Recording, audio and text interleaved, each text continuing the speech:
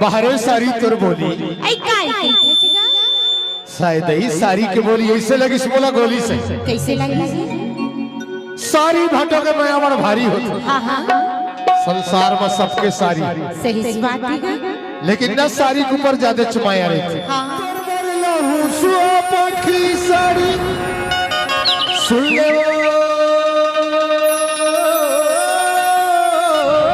मोर सारी सुने प्रभु आई महो कुआरा के थोरे तय हो शिव कुआरी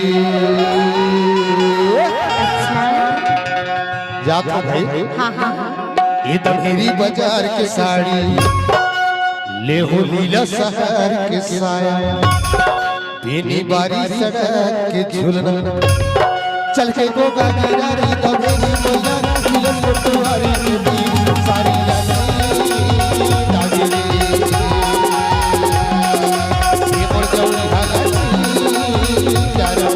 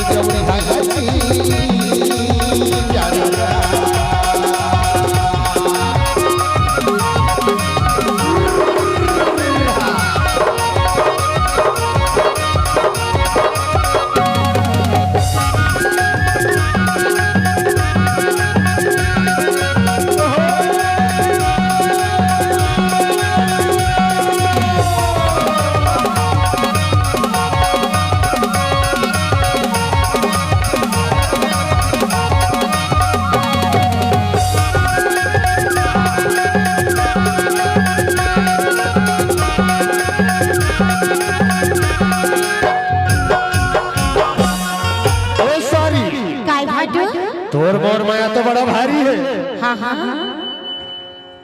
हाँ ना एक से काम बचत है। आई का काम बच गई बता बता बहुत मोटी साड़ी आई से अभी। हाँ हाँ देखा तो बड़ा भारी मोट साड़ी है वो कैसे अरे जंगल री झाड़ी में बने बढ़े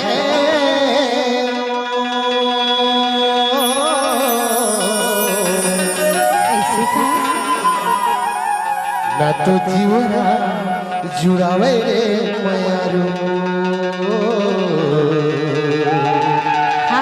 ना तो मन बढ़ कर चले आवे दई ये मोटी धीरे धीरे रे ना तो मन बढ़ कर चले आवे आज हमें ना हाँ हाँ सवेरे जुआर कैसे करबो जानता कैसे इहा ले चल के भेजरी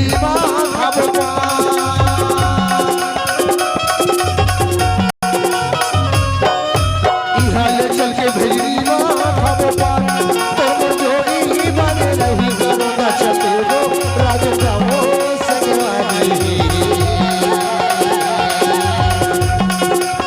तो जोड़ी बने नहीं मयारू चलते हो राजा हो सगवानी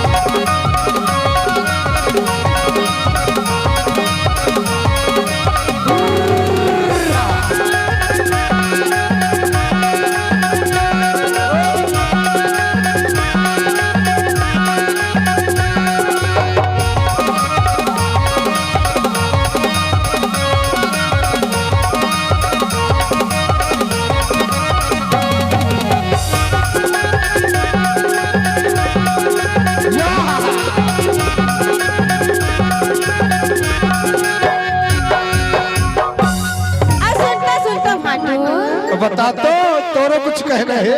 अरे बहू लोग कुछ कहना ही गा। कह देना, फोड़ के कह दे, फोड़ के। कह दो का। हाँ, हाँ, हाँ। गेहूं की रोटी दही घी लेगा।